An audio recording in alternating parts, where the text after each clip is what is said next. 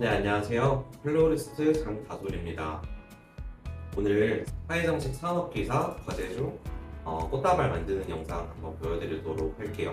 아무래도 많이들 어려워하는 과제인 만큼 많이들 궁금해 하실 것 같아서 제가 이제 설명을 해드리면서 구조물 만드는 거를 보여드리도록 하겠습니다. 자, 일단은 준비물은 이 화살나무를 준비를 했고요. 지금 여러 가지 대체 소재가 있는데 일단 제가 추천하는 이제 이런 소재가 보통 이런 화살나무나 아니면 말채 이제 그런 것들을 저는 추천을 하고 있어요. 그래서 일단은 제가 이 화살나무를 이용해서 직사각형 형태의 꽃다발 구조물을 만드는 것을 보여드리도록 할게요. 재단을 먼저 해야겠죠. 일단 요구사항이 이제 꽃다발 지름 45cm 이상의 이제 직사각형 꽃다발을 만드는 거예요. 그렇기 때문에 이제 45cm 지름의 이제 나무를 재단을 해야겠죠. 일단 비교적 좀 반듯한 나무 가지를 선택을 해주시는 게 좋고요. 약간 휘어져 있는 거는 손으로 이렇게 마사지를 통해서 조금씩 이렇게 반듯하게 만들어 줄 수 있습니다. 전지가위를 이용을 해서 지름 45cm의 나무를 딱 재단을 해주도록 할게요.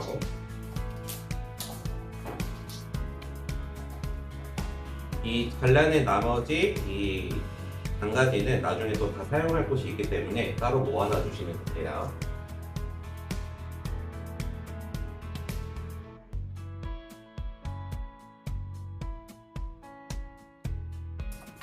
이렇게 지금 지름 45cm 지름의 나뭇가지를 4개를 만들어 줬고요. 그 다음에 지름은 45cm고 이제 폭은 20cm 정도로 제작을 할 예정이에요. 이거는 조금씩의 편차는 있어도 큰 문제는 없습니다.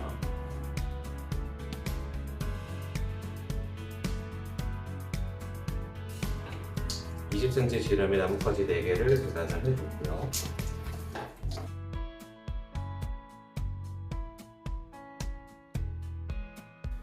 지철사를 이용을 해서 이제 나뭇가지를 묶어줄 건데, 지철사는 보통 뭐 한 줄로 사용해도 되고 아니면 2줄로 이렇게 묶으면 좀 더 단단하게 묶을 수 있어요. 아무래도 이 구조물 이제 베이스가 되는 이 전체적인 외곽 테두리는 한 2줄 정도 이렇게 단단하게 묶어주시는 거를 조금 더 추천드리긴 합니다. 자, 이제 끝에 약 1cm 정도 남겨놓고 이거를 지철사 2줄을 이용해서 묶어주도록 할게요. 지철사로 이렇게 묶을 때는 처음에 이거를 이 뜨는 공간을 없게 만들면서 이렇게 꼬아주는 게 중요해요. 그러니까 많이 돌리거나 세게 돌리는 게 중요한 게 아니라 여기 나뭇가지와 이 철사가 떠 있는 공간을 최대한 없도록 처음에 일단 돌리는 이게 중요하다고 보시면 돼요. 처음에 돌릴 때 최대한 떠 있는 공간을 없도록 한 다음에 꼬아주시면 됩니다. 그리고 그 상태에서 지금 이 보통 방울 니퍼라고 부르는 벤치와 니퍼 역할을 동시에 하는 도구예요. 그래서 이거를 이용을 해서 이제 잡고 돌리면서 돌려주고 끊어주시면 됩니다.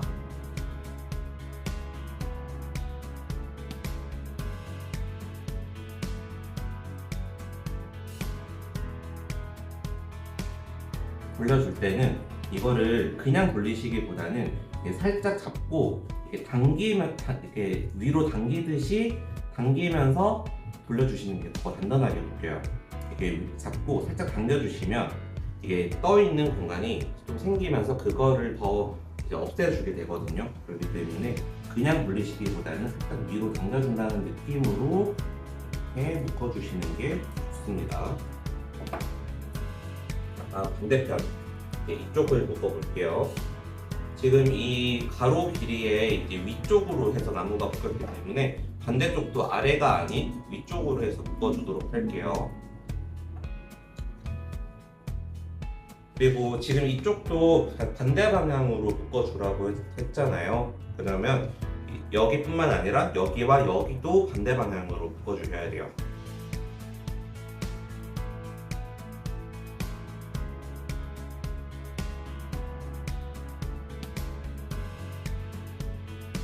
이렇게 하면 이제 이 네 군데가 다 반대 방향으로 묶여 있으실 거예요.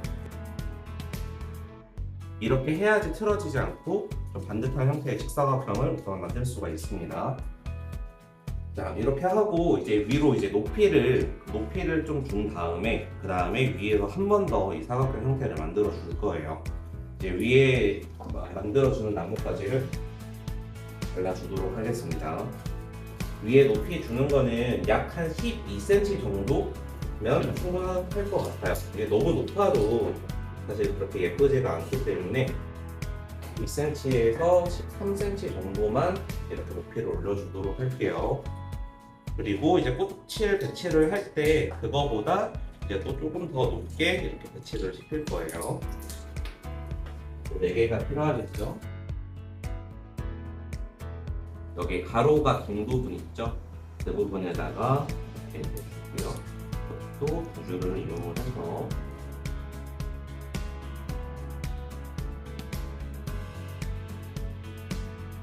이렇게 세워주고요.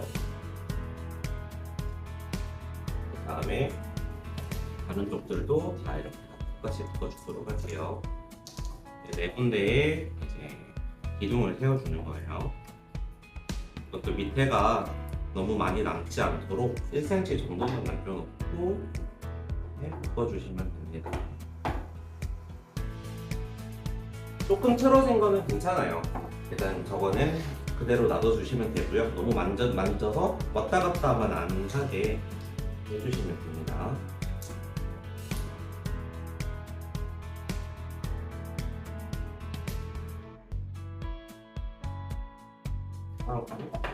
기둥을 4개를 세웠죠.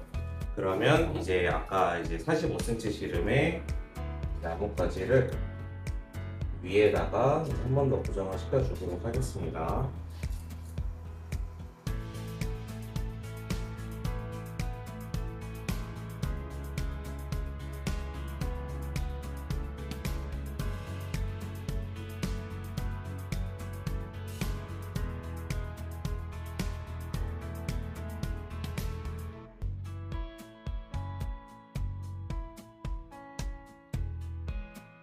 이제 위쪽에 이제 가로선 이거를 묶어줘야겠죠. 지금 조금씩 틀어지는 건 괜찮습니다.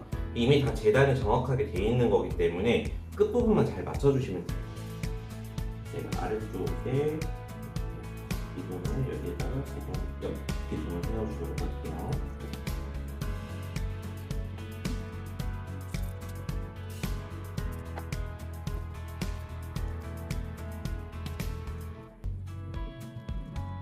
다른 나무 소재를 이용해서 만들 때도 다 만드는 방법과 원리는 같습니다. 그래서 어떤 소재를 사용하든 그 만드는 그 원리, 이 직사각형 형태를 틀어지지 않게 만드는 게 중요한 거라서 그 원리만 잘 지키시면 어떤 소재를 사용해도 이제 무방하다고 보시면 될 것 같아요.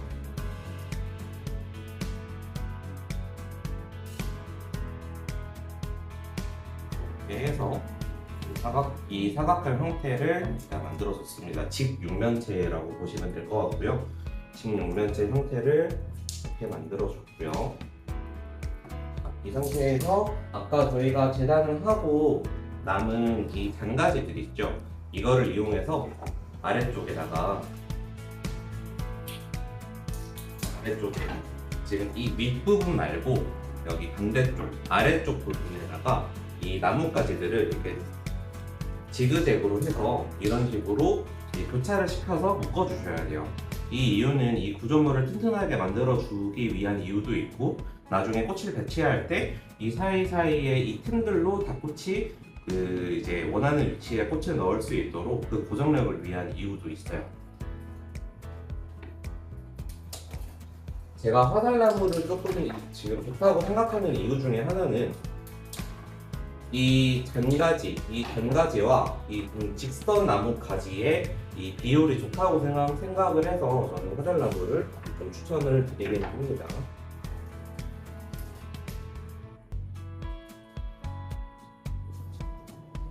자, 이제 아래쪽에 이제 이 베이스 역할을 해주는 나뭇가지를 묶어보도록 하겠습니다.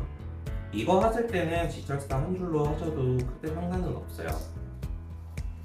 그 직사각형은 외부 굴격에 만드는 게 워낙 중요하기 때문에 그때는 다줄로 묶어주시는 게 좋고, 이 아래쪽에 하실 때는 그냥 한 줄로 하셔도 크게 상관은 없습니다.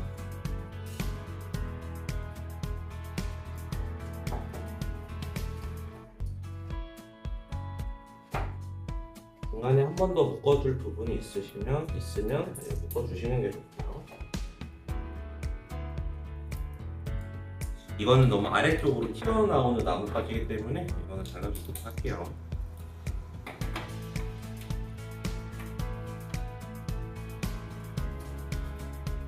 이렇게 좀 교차를 시키면서 만들어주도록 하겠습니다. 어쨌든 최소한의 동선으로 펠의 효율을 만들어내야 되기 때문에 손이 너무 많이 가지 않도록 너무 짧게 여러 개보다는 좀 길게 최소한의 수량으로 해주시면 좋고요. 이 구조물의 아래쪽, 지금 이 베이스 부분은 좀 복잡할수록 좋아요. 너무 복잡하면 안 되겠지만 이제 너무 이 열려있는 공간이 너무 넓으면 꽃이 원하는 위치에 들어가기가 되게 어려워져요. 그렇기 때문에 이 나뭇가지들이 골고루 교차를 시켜주시는 게 중요하다고 보시면 될 것 같습니다. 옆으로 튀어나오는 나뭇가지는 묶고 나서 잘라주시고요.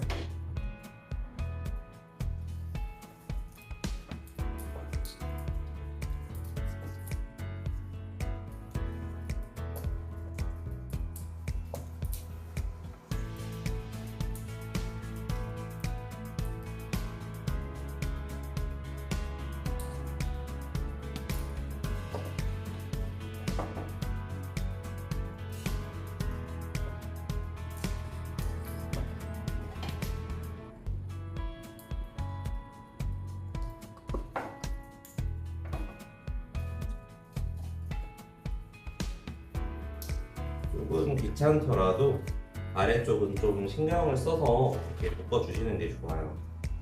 안 그러면 나중에 꽃 배치할 때 시간이 오래 걸려요. 이렇게 구조물만 잘 만들어 놓으면 나중에 꽃은 또 금방 넣을 수 있거든요. 연습만 하면.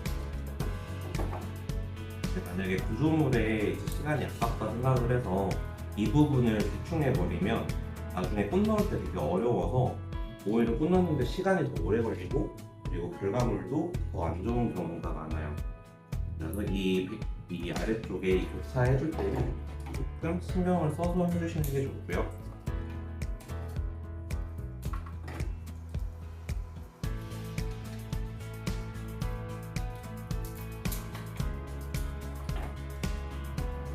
이렇게 해주고요. 하면 주셔야 합니다. 이런 것도 다 이제 마감 처리 부분이기 때문에 이게 너무 마감이 잘 되어 있지 않으면 감점 대상이 될 수가 있어요. 마감을 잘 시켜주셔야 합니다. 이렇게 해주시고요. 네, 이 정도만 구조물 제작을 하시면 이제 꽃 넣는 데는 큰 문제가 없어요. 만약에 나는 손이 빠르다 해서 좀 시간이 남으면 이제 이런 위쪽으로 살짝 올려주는 나뭇가지를 한 두세 개라도 묶어주시면 훨씬 더 좀 완성도 있는 프레임을 제작을 할 수가 있어요. 이것까지만 잠깐 묶어보도록 할게요.